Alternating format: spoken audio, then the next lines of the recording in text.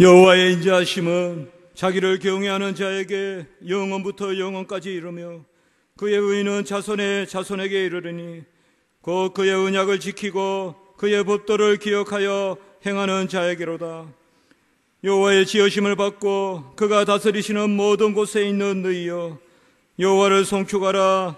내 여호와, 내 영혼아 여호와를 송축하라. 아멘. 거룩하고 자비로우신 하나님 아버지, 우리를 붙들어 주시고 인도하시며 이곳까지 이르게 하시고 성삼위 하나님께 존귀와 영광과 예배와 찬송을 올리게 하심을 참으로 감사합니다. 부족하고 연약한 저희들 긍휼을 여겨 주시옵소서. 주님의 한량은 너는 강수가 넘치는 이 시간이 되게 하여 주시옵소서. 오직 성삼위 하나님만 앙망하게 하시며 우리의 심령을 모아 올려드리는 이 시간이 되게 해 주시옵소서. 구주 예수 그리스도의 이름으로 감사하며 기도드리옵나이다. 아멘.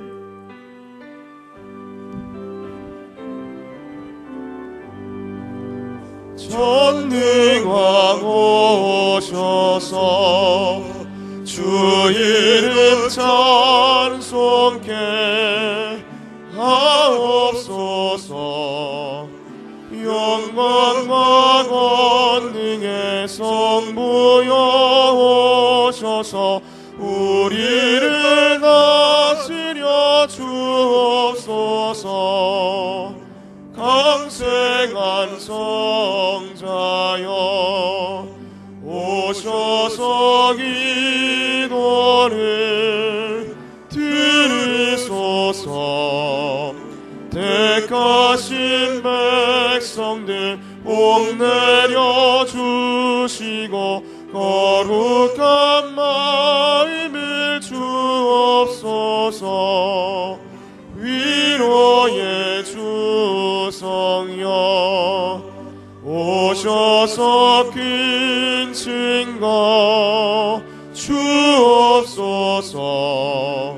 전능한 주시여 각 사람 맘에서 떠나지 마시고 계십소서. 성삼위일체께 한없는 찬송을 드립니다. 존귀한 주님을 영광 중배옵고 영원히 모시게 하옵소서. 아멘.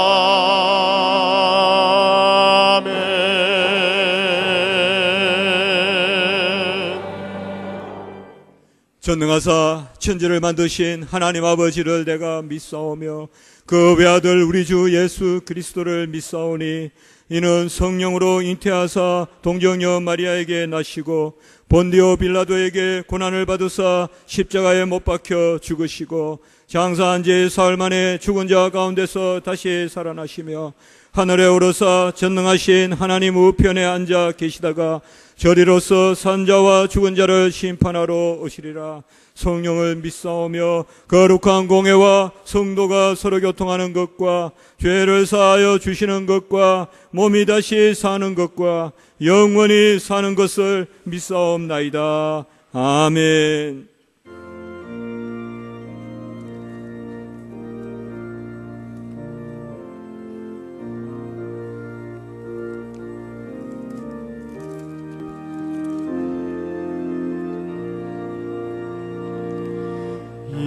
세상 풍파 심하고 또한 난 질고 많으나 나 편히 쉬게 될 곳은 주의 위하신 주의 전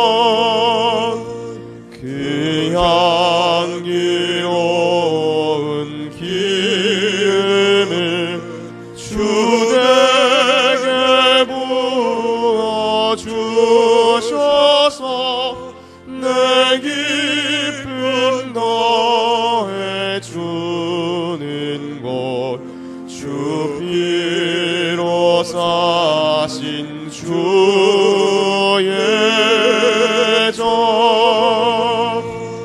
주 믿는 영세 자매들 그 몸은 떠나 있으나 주 앞에 기도 드릴 곳 함께 모일 주의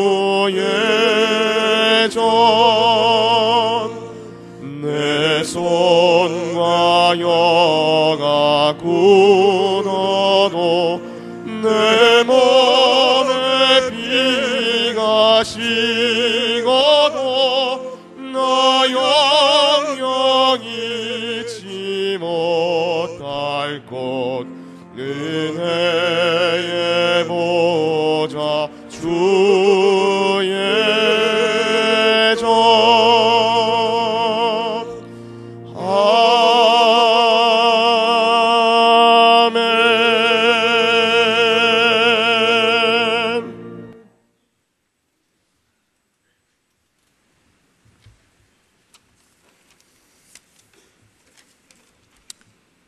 변함없이 우리를 사랑하시고 인도해 주시는 하나님 아버지를 우리가 의지합니다.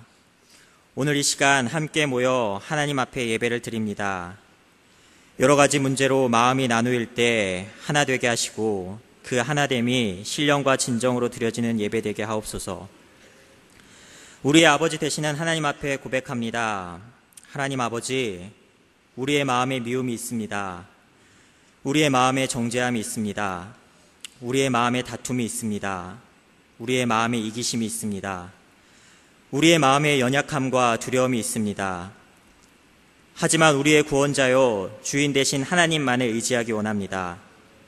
너는 칼과 단창으로 내게 나아오거니와 나는 만군의 여호와 이름 곧 내가 모욕하는 이스라엘 군대의 하나님의 이름으로 내게 나아가노라.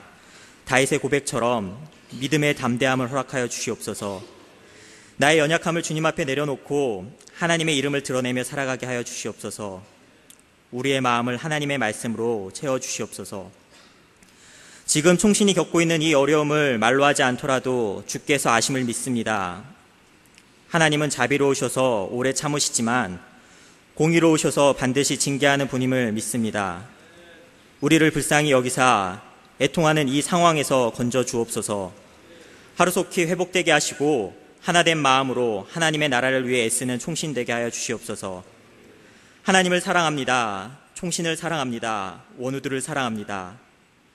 너희는 이제라도 금식하고 울며 애통하고 마음을 다하여 내게로 돌아오라 하셨나니 옷을 찢지 말고 마음을 찢고 하나님 앞으로 돌아오는 귀한 총신되게 하여 주시옵소서. 박윤석 목사님을 통해서 하나님의 귀한 말씀 듣게 하시고 그 말씀대로 살아가게 하여 주시며 2학년 7반 학우들이 찬양을 드릴 때 받으시고 주 안에 기쁨이 넘치는 7반 될 수 있도록 축복하여 주시옵소서. 모든 예배와 모든 삶을 주님 앞에 드려오며 거룩하신 예수님의 이름으로 기도합니다. 아멘.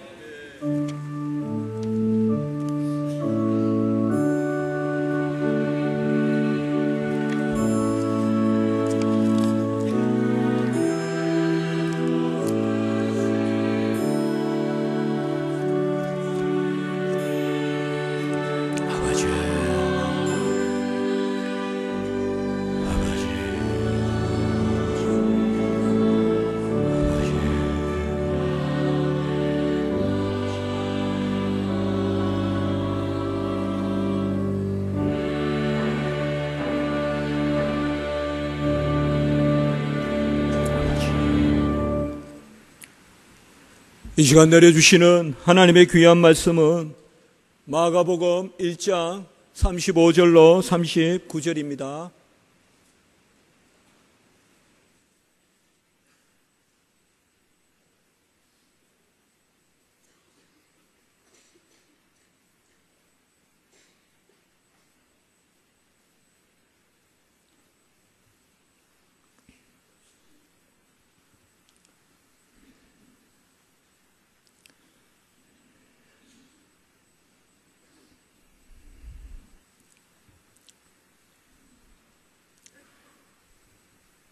새벽 아직도 밝기 전에 예수께서 일어나 나가 한적한 곳으로 가사 거기서 기도하시더니 시몬과 및 그와 함께 있는 자들이 예수의 뒤를 따라가 만나서 이르되 모든 사람이 주를 찾나이다. 이르시되 우리가 다른 가까운 마을들로 가자. 거기서도 전도하리니 내가 이를 위하여 왔노라 하시고 이에 온 갈릴리에 다니시며 그들의 여러 회당에서 전도하시고 또 귀신들을 내쫓으시더라. 아멘.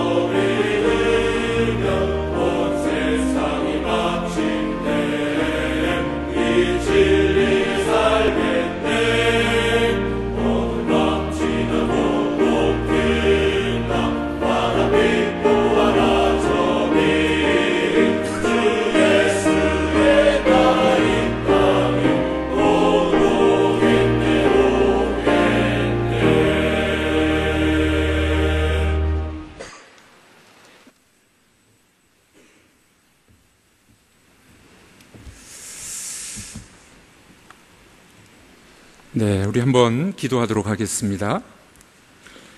하나님 아버지 감사합니다. 이 시간에 우리가 주님 앞에 나와 예배하며 하나님의 말씀을 듣고자 합니다. 그 말씀이 우리 마음판에 떨어진 좋은 씨와 같이 되게 하여 주셔서 그 말씀대로 살아가며 승리하며 하나님의 영광을 보는 귀한 주의 일꾼들 다 되게 하여 주시옵소서. 예수님의 이름으로 기도하옵나이다. 아멘. 네, 여러분 참 반갑습니다. 제가 이 자리에 앉아서 보니까 예전에 저희가 신학교 다닐 때 한 30년 전 같아요. 제가 1988년도에 1학년으로 들어왔었으니까 그때는 이렇게 채플에 많이 참석을 안 했었어요. 뭐 출석 체크 이런 걸 안 하고 자율적으로 했었기 때문에 채플에 참석하는 인원이 반절도 안 됐던 것 같아요. 여러분들은 하여간 믿음이 좋으신지 출석 체크를 해서 그런 건지 모르겠지만은 예배를 참 많이 드리러 오신 모습이 너무나도 좋고 또 기쁘게 생각이 됩니다. 예배 중에 하나님이 은혜를 주시고 또 깨닫게 하시고 또 여러분들이 힘을 얻어서 살아가는 이 시간이 되기를 주의 이름으로 축복합니다. 자, 오늘 이 본문의 말씀을 중심으로 긴급한 일과 우선적인 일, 이런 제목으로 우리가 함께 은혜를 나누고자 합니다. 어떤 아내를 너무나도 많이 사랑하는 죄인이 있었답니다. 죄수가 있었어요. 이 죄수가 교도소에 수감이 됐는데 이 거물급이었어요. 거물급. 그래서 모든 편지들을 다 검열을 했습니다. 바로 가는 편지가 없었습니다. 아내가 편지를 보냈대요. 아내가 편지를 보냈는데 이런 편지였습니다. 당신이 없으니 밭을 갈 수가 없습니다. 감자를 심어야 되는데 너무 힘들어요. 이런 편지가 이제 이 죄수에게 전달이 된 겁니다. 이 죄수가 아내에게 편지를 써서 답신을 보냈습니다. 우리 집 그 밭에는 금은 보화가 숨겨져 있고 총도 거기 묻혀 있으니까 절대로 갈면 안 된다고 편지가 갔습니다. 며칠 후에 아내로부터 다시 편지가 도착했어요. 여보 큰일 났어요. 수사관들이 수십 명이 와가지고 우리 밭을 다 그냥 파헤쳐 버렸어요. 그랬더니 이 죄수가 다시 답신을 보냈습니다. 그럼 그렇지, 이제 빨리 감자를 심으십시오. 뭔 말인지 이 죄수는 감옥에 앉아 있어도 자기 경영을 참 잘했던 사람인 것 같아요. 자기 개발의 거장이었던 스티븐 코비는 이런 이야기 하죠. 우선순위를 잘 정해서 자기가 해야 될 일들을 해야 된다. 긴급한 일들 때문에 서두르지 말고 우선순위를 잘 정해서 일을 해야 된다. 기준을 그렇게 이야기하죠. 한 4가지 정도 부류를 이야기하지 않습니까? 첫 번째는 긴급하고도 중요한 일이 있다는 거예요. 여러분, 긴급하고 중요한 일들 누구나 다 잘합니다. 두 번째는요, 긴급하지는 않은데 중요한 일이 있어요. 사람들이 되게 이거 잘 놓치는 부분입니다. 세 번째는 긴급성은 있는데 그렇게 중요하지 않은 일도 있어요. 이것도 좀 문제가 돼요. 네 번째는요, 긴급하지도 않고 중요하지도 않는 일도 있어요. 자, 이 4가지 부류를 보면은 1번과 4번은 강조를 안 해도 다 잘합니다. 그렇죠? 여러분들, 긴급하고 중요한 일, 만약 내일 기말고사가 있어요. 긴급하고도 중요한 일이에요. 그건 여러분들은 말려도 다 할 겁니다. 그렇죠? 그리고 긴급하지도 않고 중요하지도 않은 일은 우리가 잘 하지 않는 일이 아니겠습니까? 저는 낚시를 할 줄도 모르고 좋아하지 않는데 제가 낚시 채널을 틀어놓고 볼 리는 없어요. 지나가다가 그냥 스쳐 지나가지. 그럼 저에게는 중요하지도 않고 긴급하지도 않은 일이기 때문에 그럼 별로 저에게는 별 관심이 없는 일입니다. 자, 우리들의 문제는 뭐냐면은 중요하지만 긴급하지 않은 일을 등한시하는 경우가 많이 있다는 거예요. 또 거꾸로도 마찬가지라는 겁니다. 예를 들면 이런 거죠. 여러분들, 독서 너무 중요한 일이죠. 근데 긴급한 일은 아니야. 왜 그럴까요? 지금 오늘 내가 독서를 안 한다고 당장 그 효과가 나타나는 건 아니에요. 그러다 보니까 중요한 일임에도 불구하고 긴급하지 않기 때문에 사람들은 중요하게 여기지 않는다는 겁니다. 여러분들은 어떻게 생각하십니까? 제가 신문을 읽어보니까 우리나라 대한민국 성인들, 직장 생활하고 있는 성인들이 1년에 책 한 권도 안 읽는 사람이 대부분이랍니다. 신문 조사 결과. 우리 신학생들은 그나마 여러분들 학과 공부를 하니까 책을 읽겠죠. 그러나 여러분들 목회 현장에 들어와서 목사님들 어떨까요? 목사님들은 좀 나을 거예요. 그런데 이게 긴급하지 않은 일이야. 근데 중요한 일인데도 불구하고 그걸 놓치는 경우들이 많이 있죠. 그러다 보면 어떤 결과가 나타나는지 아십니까? 대개 목사님들이 한 60쯤 넘어가면은요, 60대 넘어가면은 성도들이 기다리고 있어요. 뭘 기다리는 줄 아십니까? 우리 목사님 언제 은퇴하나? 중요한 일들을 놓치고 독서하고 공부하는 일들을 소홀히 하게 되면은 교인들이 다 아는 거죠. 그래서 우리 목사님 언제 은퇴하나? 요즘은 더 심각한 일들이 있습니다. 목사님이 20년 이상 담임을 하면은 뭐가 됩니까? 원로 목사님이 돼야 되는데 교인들이 반란을 일으켜요. 원로 목사 투표하는데 표를 안 줘. 그리고 원로 목사님 안 되는 분들이 있어요. 못 되는 분들이 있어요. 자, 여러분들 중요한 일들을 중요하게 여기지 않고 그냥 닥치는 일들, 필요한 일들이겠지만 긴급하지 않은 일들을 많이 신경 쓰고 살아갔을 때 그런 일들이 벌어지게 되는 겁니다. 그럼 우리 이야기 한번 해볼까요, 여러분들? 여러분들 하루에 인터넷 서핑을 얼마나 하십니까? 인터넷 얼마나 보시나요? 어떤 기록에 보니까 한국 사람들이, 직장인들이 하루에 2시간에서 3시간, 평균 2-3시간은 인터넷 보고 있다고 합니다. 그리고 하는 말이 무슨 말인지 아십니까? 시간이 없대. 시간이 없어가지고 교회 일도 못하고, 시간이 없어서 독서도 못하고, 시간이 없어서 설교 준비도 못하고.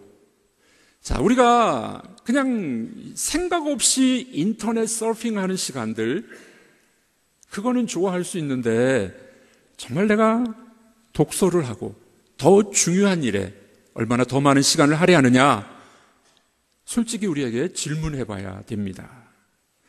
괴테는 그런 이야기 했다고 그러죠. 가장 중요한 일들이 별로 중요하지 않은 일에 의해 좌우되어서는 안 된다. 중요한 일들을 중요하게 여기는 게 참 중요하겠죠. 사람들은요, 자기가 좋아하는 일은 말려도 다 합니다. 여러분 뭘 좋아하시나요? 여러분들 좋아하는 일은요, 사람들이 말려도 다 해요. 우리 교회 보니까 축구 좋아하시는 분들은요, 이 다리가 부러져도 목발하고 축구장에 가서 앉아 있어요. 왜요? 자기가 좋아하는 거니까. 여러분들은 뭘 좋아하십니까? 오늘 본문에 보니까 사람들의 좋아하는 것, 사람들이 긴급하게 여기는 것과 우리 예수님이 좋아하시고 예수님이 긴급하고 중요하게 여기는 것이 달랐어요. 어떻게 달랐을까요? 왜 이런 차이점이 나타나게 됐을까요? 우리 말씀을 통해서 우리는 예수님이 중요하게 여기셨던 그것들을 우리들도 중요하게 여길 줄 아는 그런 우리 하구들이 되기를 우리 주의 이름으로 축복합니다. 예수님은 사명에 따라서 움직이셨습니다. 예수님의 사명은 하나님 나라를 이 땅에 이루시는 것이었습니다. 뜻이 하늘에서 이루어진 것처럼 이 땅에서도 이루어지기를 원하나이다. 하나님의 통치하심이, 하나님의 영원한 통치하심이 이 땅에도 이루어지기를 원해서 예수님은 이 땅에 오셔서 하나님 나라를 건설하셨어요. 예수의 사명은 하나님 나라 건설에 있었습니다. 그래서 예수님이 그 사명을 가지고 일하시다 보니까 예수님은 중요성을 아셨어요. 그래서 긴급한 일들, 사소한 일들에 강조점을 두시질 않았습니다. 중요한 일들, 우선적으로 해야 될 일들, 그런 것들을 예수님 분명히 아셨던 것이었습니다. 자, 예수님이 중요시 여겼던 것이 무엇일까요? 우리 38절을 한번 다 같이 읽어보도록 하겠습니다. 다 같이 읽습니다. 이르시되 우리가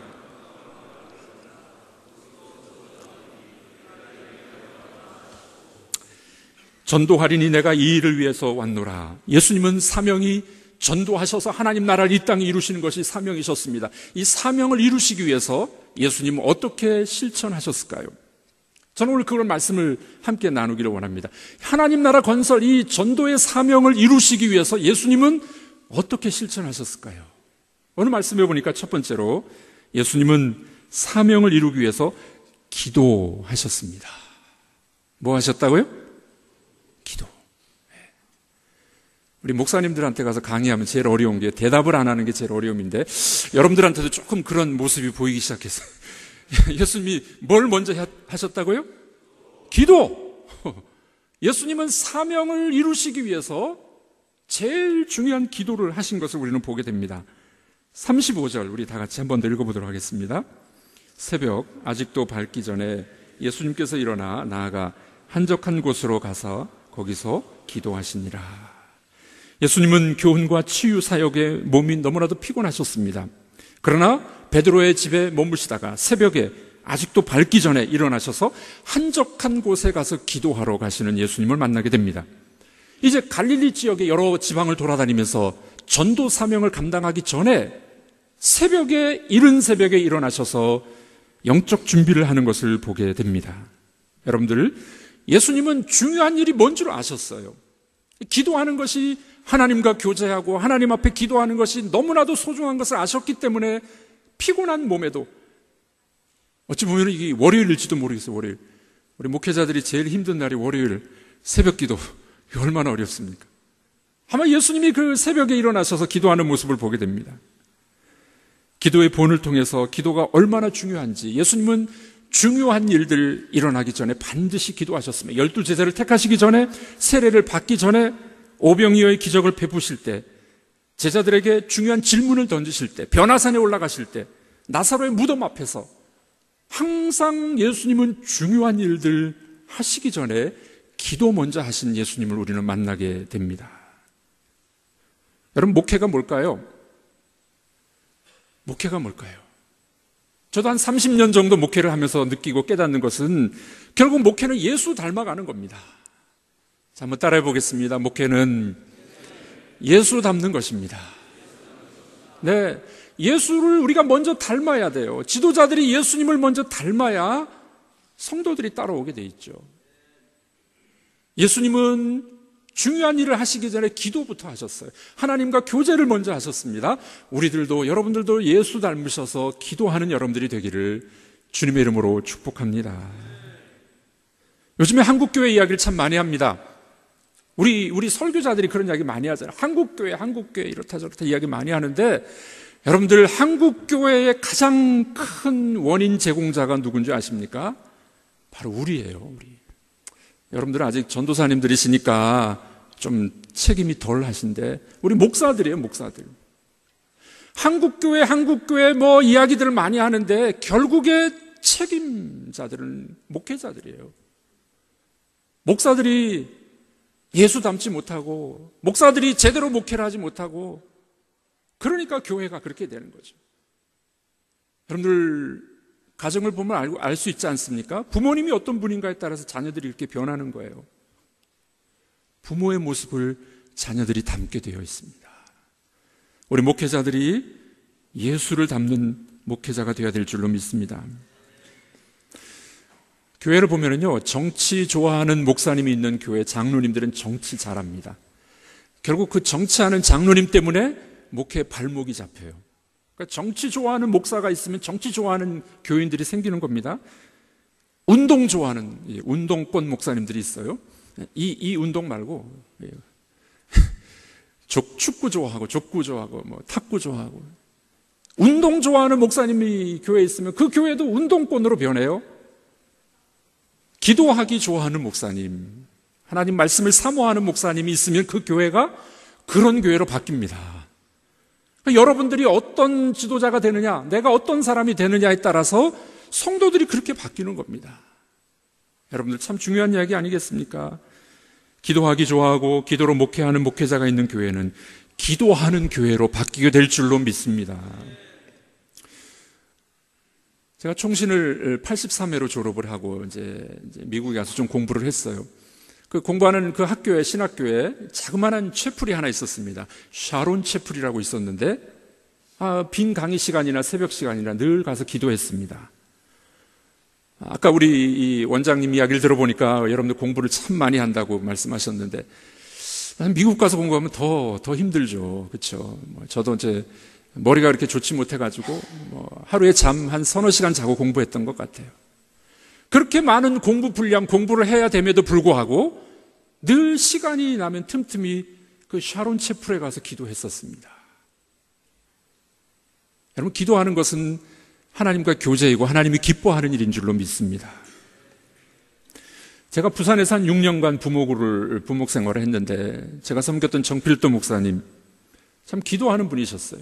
매일 새벽마다 2시간에서 3시간씩 기도하는 분이십니다. 우리가 따라갈 수가 없어요. 그분은 정치 구단, 우리가 그렇게 별명을 붙여드렸어요. 아니, 정치가 아니라 목회구단. 새벽에 2시간, 3시간씩 기도하는 그 목사님 따라가기가 참 힘들었습니다. 늘 선교사들을 위해서, 나라와 민족을 위해서 기도하는 분이셨습니다.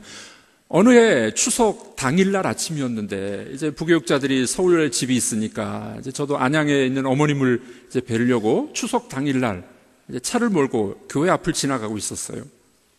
근데 그 추석 당일날인데도 불구하고 그 목사님은 그날도 어김없이 새벽 기도하시고 2-3시간 기도하시고 아침에 터벅터벅 집으로 들어가시는 뒷모습을 볼 수가 있었습니다. 얼마나 큰 감동이었는지 몰라요. 우리 같으면 어떻게 하나요? 명절 되면은 가족들끼리 밥 먹고 즐기고 그런 시간이었어요. 그런데 그 시간에도 어김없이 기도하시는 모습, 저에게 참으로 큰 감동으로 다가왔었습니다. 저희 교회가 6년 전에 건축을 했는데 건축을 하면서 저희 참 많이 기도했습니다.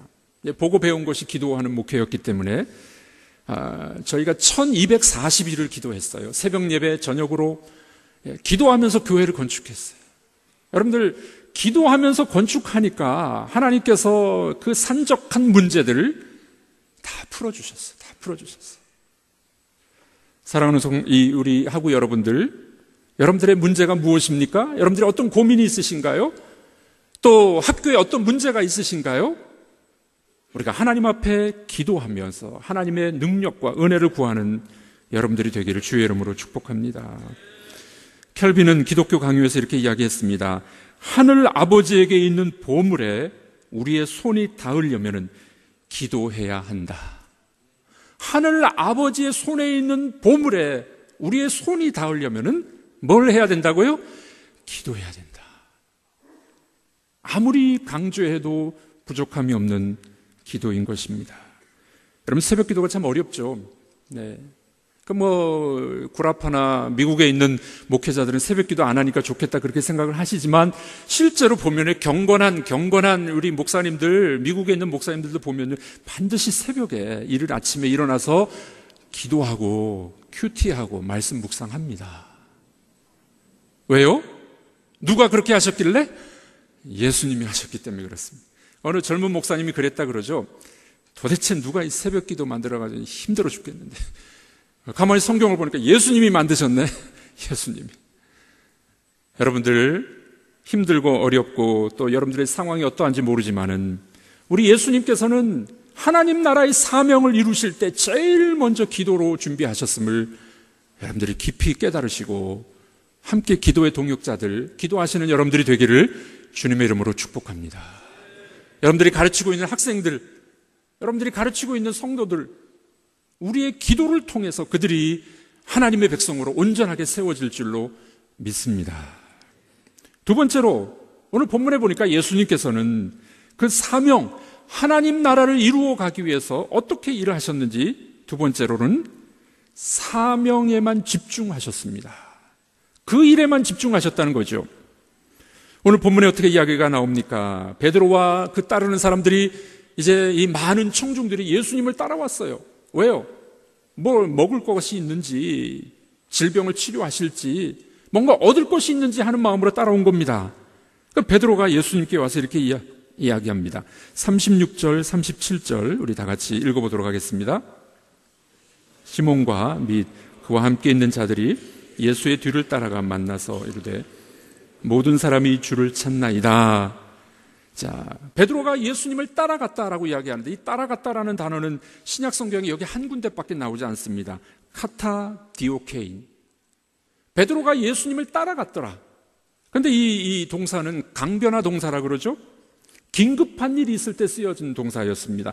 그러니까 베드로의 행동이 뭡니까? 사람들이 많이 쫓아오니까 지금 긴급한 거예요. 마음이 급한 거예요. 예수님을 빨리 따라간 겁니다. 빨리 따라가가지고 예수님께 지금 말씀을 드리고 있는 겁니다. 긴급한 일로, 바쁜 일로 베드로는 바빴어요. 베드로는 긴급하지만 그렇게 중요한 일이 아니었는데도 불구하고 기도하고 있는 예수님께 따라가서 예수님께 요청하는 것을 보게 됩니다. 그래서 예수님이 어떻게 말씀하십니까? 거절하시죠. 거절하죠.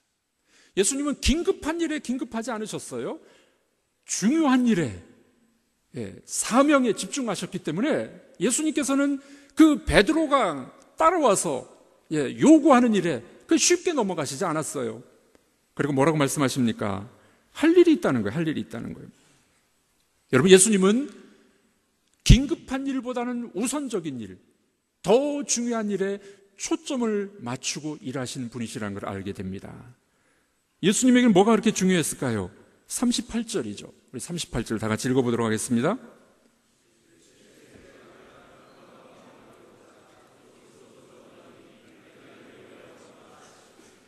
다른 마을로 가자. 거기서도 전도해야 된다. 하나님 나라를 선포해야 된다. 예수님에게 있어서 가장 중요한 일과 가장 우선적으로 해야 될 일은 하나님 나라 선포에 있었어요. 여러분들, 제자들과 예수님의 차이점이 바로 여기 있지 않겠습니까? 우리들도 지금 눈앞에 보이는 것들만 놓고 바쁘게 살아가는 그런 사람들이 아니라 우리 예수님을 본받고 사명에 집중하는 그런 우리 학우들이 되시기를 바랍니다. 유대사가 조세푸스는 이렇게 증언을 합니다. 갈릴리 상류 지역에는 수천 명에서 수백 명에 이르는 마을들이 약 200개 정도가 있었다고 합니다. 그러니까 엄청 많은 사람들이 살고 있었어요. 예수님은 그 200여 개 마을마다 걸어 다니시면서 복음을 전파하셨습니다. 한 사람 한 사람을 찾아가셨습니다. 만인에게 복음을 전파하기 위해서 예수님은 사명에 집중하는 모습을 볼 수가 있습니다. 여러분들의 사명은 무엇입니까? 왜 신학교에 오셨습니까? 가장 중요한 일이 무엇입니까? 지금 현안도 중요한 일인데 이 현안을 해결하기 위해서 여러분들이 기도하시고 또 우리가 하나님이 주신 사명에 우선적으로 최선을 다하는 여러분들이 되기를 바랍니다. 유진 피터슨은 이런 이야기 했어요. 바쁜 목사는 나쁜 목사다. 한번 따라해 보겠습니다. 바쁜 목사는 나쁜 목사다. 우리 한국 사회에 또 목회자들에게 하는 인사가 있어요. 보통 어떤 인사합니까? 얼마나 바쁘십니까? 얼마나 바쁘십니까? 이게 인사예요, 인사. 자기가 바쁜 게 마치 자기의 어떤 아이덴티티처럼 나는 바쁜 목사야. 사람들이 그렇게 생각해요. 근데 바쁜 목사는 나쁜 목사예요. 일의 우선순위, 중요한 것들을 따지고 그것을 집중할 수 있는 사람. 허둥대지 않겠죠. 그렇게 바쁘지 않을 겁니다. 해야 할 일들을 반드시 해야 하는 사람으로 바뀌게 될 것입니다. 여러분, 오늘 이 말씀에서 우리는 몇 가지 교훈을 받았으면 좋겠습니다. 예수님은 긴급하고 바쁜 일에 허둥대지 않으셨습니다. 제일 중요한 일, 하나님 앞에 기도하는 일, 그리고 사명에 집중하는 일, 이것을 통해서 우리에게 좋은 모델, 좋은 모범을 보여주신 줄로 믿습니다. 제가 목회할 때 정말 필요한 것들이 무엇인지, 정말 중요한 일이 무엇인지 몇 가지 한번 정리를 해봤어요. 여러분들이 어떻게 이 말씀을 적용할 수 있을까요? 여러분들이 어떻게 사명에 집중하면서 우선적인 일들을 할 수 있을까요? 이런 것들입니다. 첫 번째는요, 열심히 공부하십시오. 부모님한테 잔소리 듣는 것 같습니까? 열심히 공부하십시오. 여러분들, 기도의 영성이 있듯이 학문에도 영성이 있어요. 어떤 경우에는요, 성경이 어렵잖아요. 어떤 성경 본문들은 어려워요.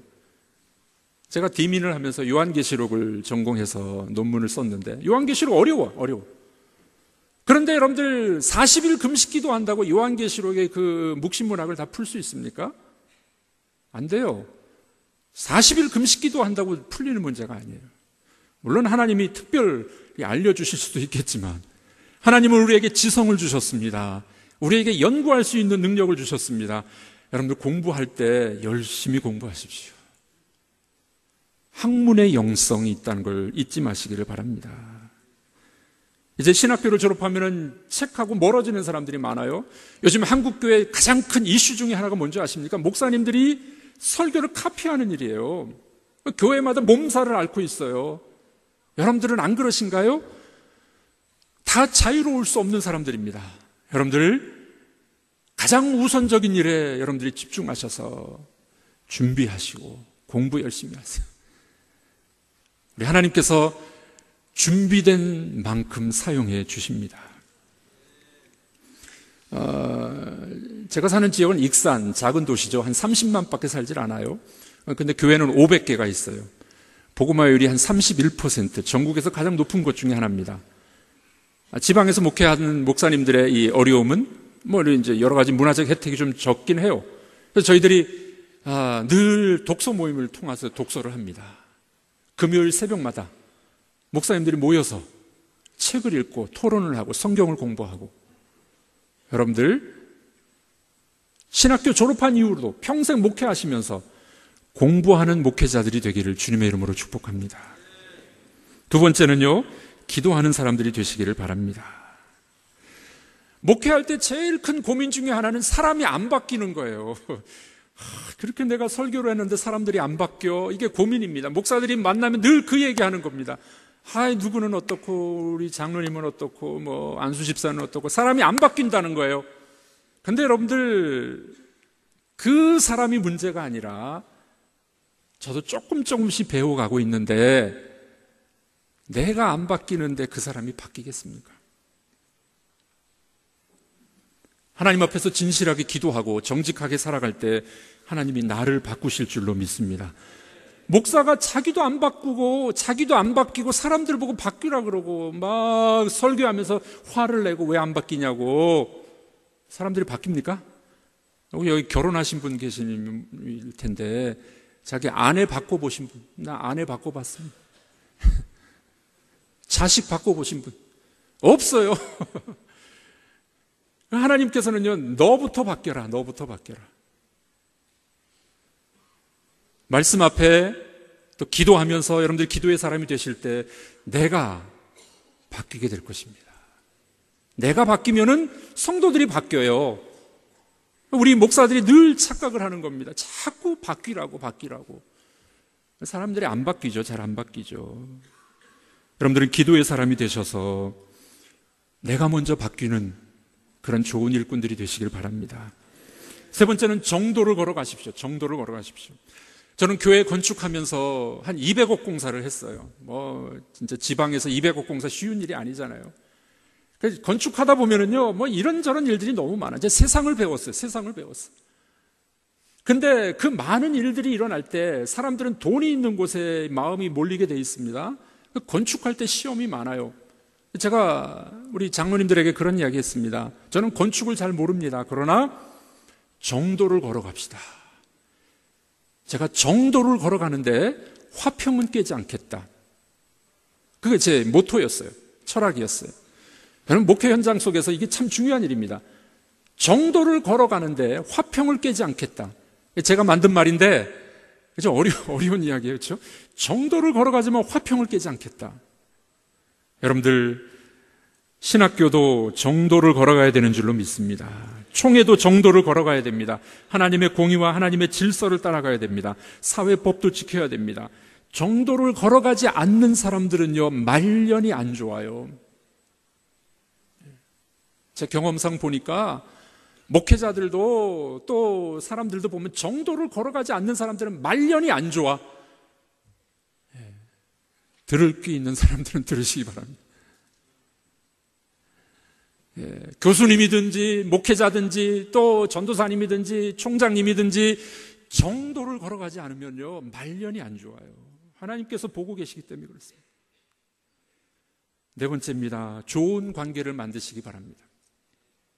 설교 못해서 쫓겨나는 목사는 별로 없다고 합니다. 관계가 안 좋아서 쫓겨나는 목사들이 많습니다. 특히 젊은 전도사님들에게 당부드리고 싶은 말씀이 있습니다. 교인들 만나면은 인사 잘하십시오. 한국 문화에서는 인사만 잘해도 50점은 따요. 우리 어른들이 늘 그런 이야기 합니다. 우리 전도사님들, 우리 부목사님 왜 이렇게 인사를 안 하냐고. 그런 분들이 가끔 있습니다. 누구를 만나든지 반가워하시고 인사하시고 좋은 관계를 만들어 가십시오. 마지막 다섯 번째입니다. 자기 희생적인 삶을 살아가시기 바랍니다. 우리가 중요시 여겨야 될 중요한 것들 무엇일까요? 목회자는, 지도자는 자기 희생적 삶을 살아가야 돼요. 요한계시록의 핵심이 뭡니까? 복음이에요, 복음. 5장의 어린 양 예수 그리스도께서 다윗적 메시아로 이 땅에 오셨으나 그 뒤에 어떻게 해요? 어린 양, 유월절 어린 양으로 희생당하시고 죽으심을 이야기합니다. 어린 양을 본받은 7장에 14만 4천 명 교회를 이야기하는데 순교자 무리를 말씀하고 있지 않습니까? 똑같아요. 7장에 14만 4천 명도 어린 양 예수 그리스도를 본받아 희생하고 섬기고 사랑할 때 이 땅에 하나님 나라 복음이 펼쳐지게 될 줄로 믿습니다. 계시록이 그 주제를 이야기하는 거예요. 그 주제를. 어린 양을 따라가는 하나님의 교회가 어린 양처럼 십자가의 삶, 희생과 섬김의 삶을 살아가게 되면 이 땅에 하나님의 나라가 이루어지게 될 줄로 믿습니다. 여러분들, 목회자는 뭐든지 여러분들이 모범을 보이셔야 돼요. 자기 희생적 삶을 사셔야 됩니다. 그러면 교인들이 따라옵니다. 저희 교회 건축을 하면서 지방이지만은 성도들이 한 70억을 헌금하셨어요. 대단한 일이잖아요. 그렇죠? 지방에서 70억 헌금, 참 쉬운 일이 아닙니다. 그런데 그 헌금의 4분의 1이 목사, 장로님들이 4분의 1을 감당했습니다.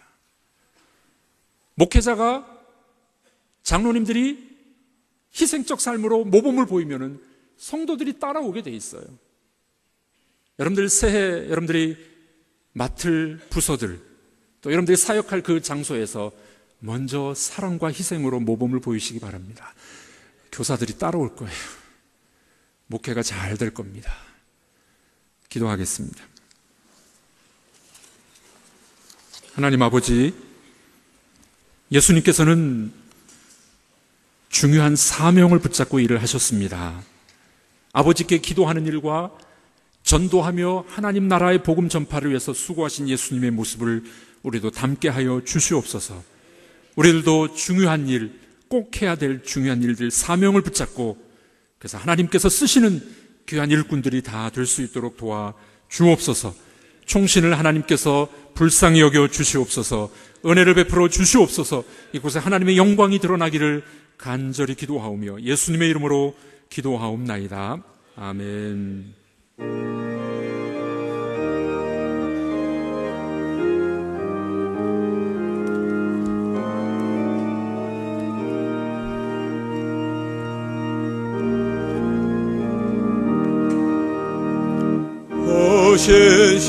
신실하신 주 내 아버지여, 늘 함께 계시니 두려움 없네. 그 사랑 변치 않고 날 지키시며 어제나 오늘이 한결같네. 신실하신 주, 신실하신 주, 날마다 자비를 베푸시며 일용할 모든 것 내려주시니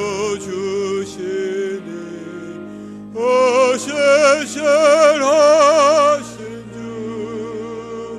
나의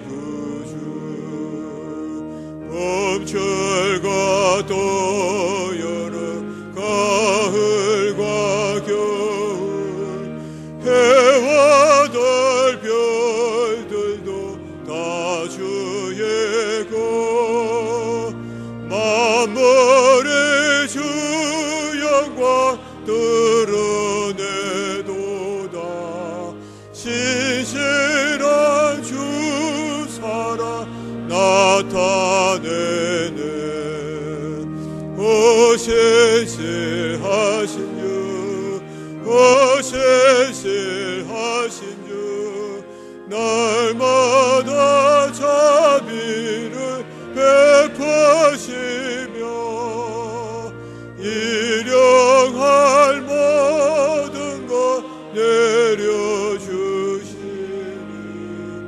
오 신실하신 주, 나의 구주. 죄를 사하여 아리하시고 주체내 오셔서 인도하네. 오늘의 힘되고 내일의 소망, 주만이 만복을 내리시네. 오 신실하신 주, 오 신실하신 주, 날마다 자비를 베푸시며 일용할 모든 것 내려